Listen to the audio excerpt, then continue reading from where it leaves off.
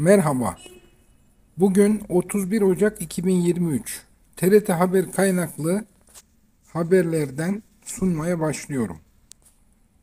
Türkiye Büyük Millet Meclisi Hazırlık Komisyonu, CHP'li Ali Mahir Başarır ve İyi Partili Lütfi Türkkan'ın dokunulmazlığının kaldırılması yönünde karma komisyona görüş bildirdi. İkinci haber, İsveç'te Kur'an-ı Kerim'in yakılmasına izin verilirken Tevrat için yapılmak istenen eylem engellendi. Batı'nın bu tutumu ifade özgürlüğünün değişkenliğini gözler önüne serdi. Hukukçulara göre İsveç yasaları Paluda'nın yargılanabileceğini söylüyor şeklinde. Daha sonraki haber, 40 tona kadar aks taşıma kapasitesi, hem mayın hem kinetik enerji tehditlerine karşı koruma, 120 milimetreye kadar ağır silah sistemleri entegrasyonu. Türkiye'nin yerli motorlu ilk 8x8 aracı göreve hazır şeklinde. Özel yetenekli öğrenciler Üsküdar Çocuk Üniversitesi sayesinde geleceğe hazırlanıyor. Bilimden sanata, spordan teknolojiye farklı alanlarda aldıkları eğitimlere yeteneklerini ortaya koyuyor şeklinde bir haberimiz var. Evet, yoğun kar yağışı Bitlis'i etkisi altına aldı. Başlıklı haberde kar kalınlığı 52 santimetreye ulaştı. Araçlar kayboldu. 267 köy yolu ulaşıma kapandı şeklinde. Evet, Dışişleri Bakanı Mevlüt Çavuşoğlu'ndan açıklama. Finlandiya ile görece olarak büyük sorunumuz yok. Ama İsveç'e baktığımız zaman anayasa değişikliğine gittiler. Ancak faaliyetler artarak devam etti. Taleplerimiz karşılanmadan NATO üyeliğine evet dememiz mümkün değil. Bizim derdimiz NATO'yu engellemek değil, güvenlik endişelerimizin karşılanması şeklinde açıklamada bulunmuş. Milli okçu Mete Gazoz yılın sporcusu ödülüne yeniden aday gösterildi. Haberin başlığı ise 2018 ve 2021'de ödül almıştı şeklinde. Hac için kayıt yaptıracak veya kayıtlarını güncelleyecekler için bugün son gün şeklinde bir haber var. Önce metin ve görüntü, şimdi de melodi. Google'ın yapay zekası yazılı komutlardan müzik oluşturulmasını sağlayan bir uygulama geliştirdi şeklinde bir haber var.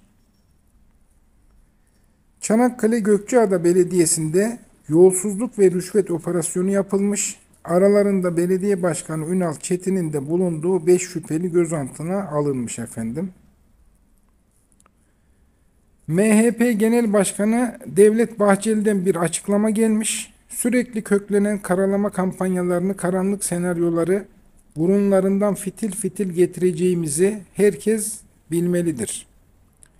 Kötüleri ve kötülükleri unutursak kanımız kurusun demiş. Ve devam ediyor. Bize FETÖ'cüler, PKK'lılar saldırıyormuş, saldırsınlar. Millet İttifakı ağız birliği etmiş, iftiralarını kusuyormuş, bırakın yapsınlar. Açık hesap 14 Mayıs'ta sandıkta görülecektir. Devam ediyor. Alayınızı birden çılgına döndüreceğiz. 14 Mayıs'a kadar konuşacaklarını konuşsunlar. Sıra Türk milletine gelecektir. Cumhurbaşkanı Erdoğan'ın adaylığı bal gibi, buz gibi yasaya uygundur, anayasaya uygundur, ahlaken ve hukuken meşrudur şeklinde açıklama yapmış Devlet Bahçeli. Kültür ve Turizm Bakanı Nuri Ersoy, 2022'de turizmde pandemi öncesi sayıları yakaladık. 46,3 milyar dolarla rekor gelir elde ettik. 2023 yılında hedef 60 milyon turist, 56 milyar dolar gelir şeklinde açıklama yapmış. Evet, Nergis çiçeği var ekranda görüyorsunuz. Kar hasreti sona erdi. Kentler beyaza büründü. İşte meteorolojiye göre gün içinde yağış beklenen 48 il şeklinde bir haber var. Evet. Ankara bir gece ansızın diyor. Yunanistan hava üstünlüğü bizde yanıtını veriyor. Tansiyon giderek yükseliyor başlıklı bir haber var. ABD'nin Ege'de bozduğu dengeler Türkiye dümeni İngiltere'ye kırar mı? Sorusunu beraberinde getirse de uzmanlara göre süreç henüz net değil şeklinde bir haber var. Evet, başkent güne bembeyaz uyandı. Fotoğraflarını da koymuşlar.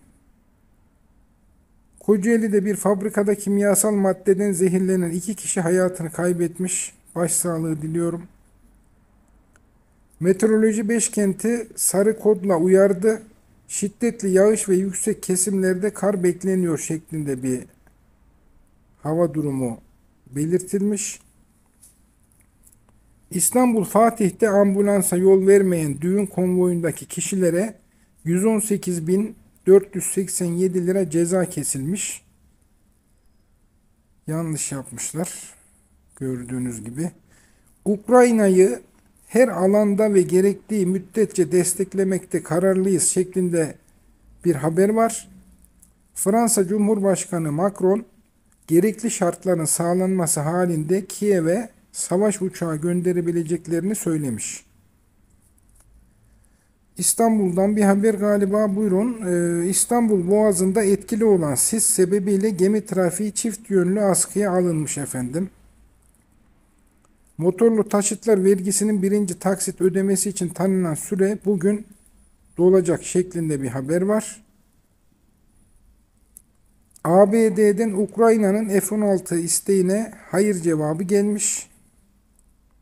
Pakistan'da dün öğle namazı sırasında camide düzenlenen saldırıda hayatını kaybedenlerin sayısı 72'ye yükselmiş. Maalesef, Allah'tan rahmet dileyelim. Fotoğraf çekmek için koruma altındaki piramide tırmanan turist sopayla dayak yedikten sonra gözaltına alındı şeklinde bir haber var. Görüntünün adresi Meksika diye videosunda görüyorsunuz. ABD ilk kez sanık avukatı olmaya hazırlanan yapay zekaya eyalet barosundan izin çıkmadı şeklinde bir haber var. Evet. Henüz bebekken dünyaları karardı. Güneş onları ısıtmak yerine ciltlerini yakarak acı çekmelerine neden oluyor. Suriye'nin Halep kırsalında yaşayan 8 ve 10 yaşındaki kardeşler, evet, Ksederma pigmenzium gibi telaffuz etmeye çalıştım. Hastalığı nedeniyle gündüzleri evden çıkamıyor şeklinde bir haber var. Şifa bulsunlar diyelim. Çin'de çocuk sınırlaması kaldırıldı. Evet, eyalette çiftlerin istedikleri kadar çocuk sahibi olmalarına izin verilecek şeklinde bir haber var.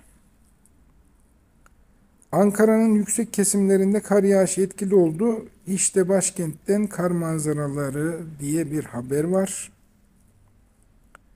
10 yıl içinde yıldızları göremeyeceğiz. Bilim adamları uyardı. Uzay çöplüğü yüzünden yeni gezegenleri ve uzaylıları bulamayabiliriz şeklinde bir haber yayınlanmış.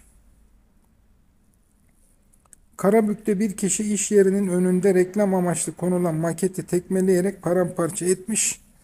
Kameraya yansıyan o anlar şu an görüyorsunuz zaten ekranda. Neden kızdı acaba? Ne oldu? Sebebi neydi? Onu sormak lazım. Van'da köpeğin saldırısına uğrayan 9 yaşındaki çocuk hayatını kaybetti. Çok üzücü bir haber. Allah'tan rahmet diliyorum. Başsağlığı diliyorum ailesine. Olayla ilgili soruşturma başlatılmış, köpeğin sahibi gözaltına alınmış.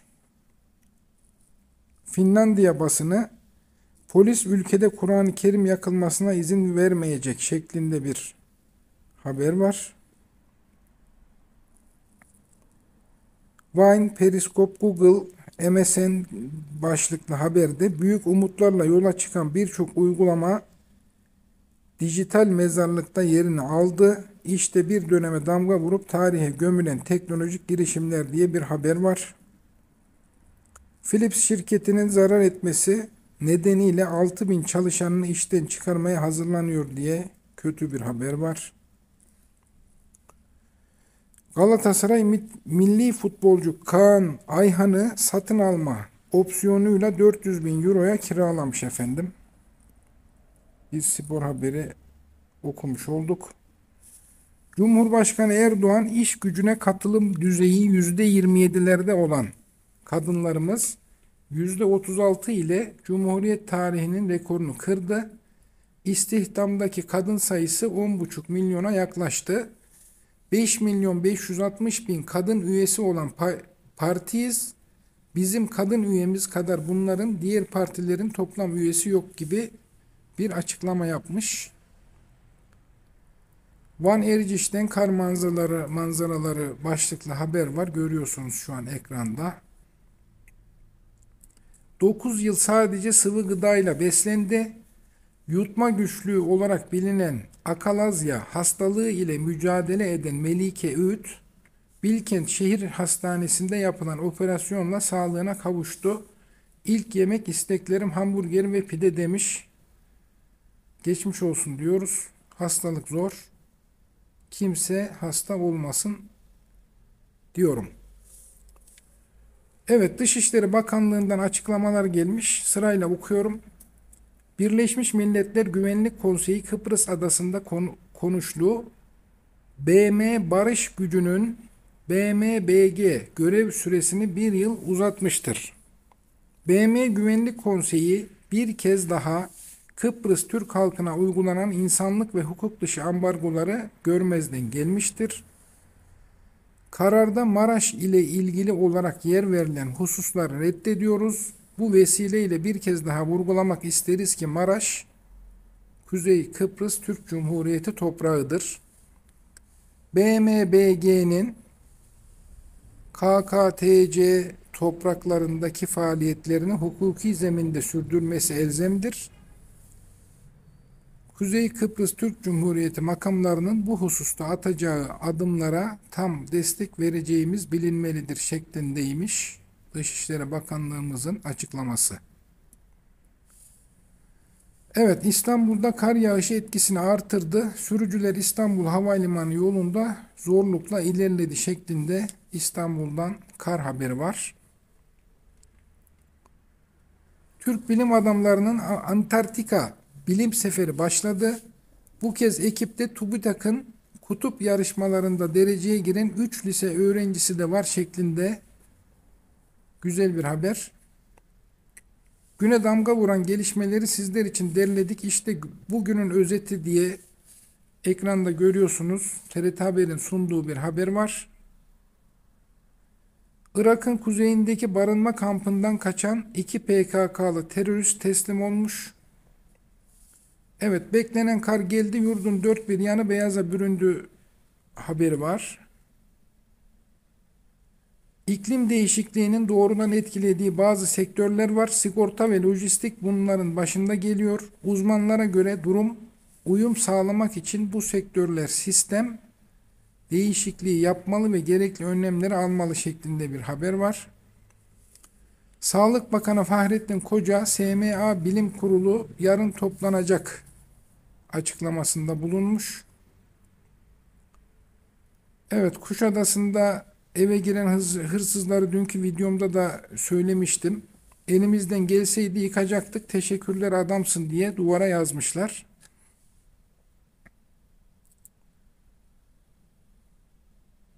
Evet, bunlar dünün haberleri. Cumhuriyet tarihinin en geniş kapsamlı kış tatbikatı Kars'ta yapılıyor. Tatbikata 17 ülke katılıyor şeklinde.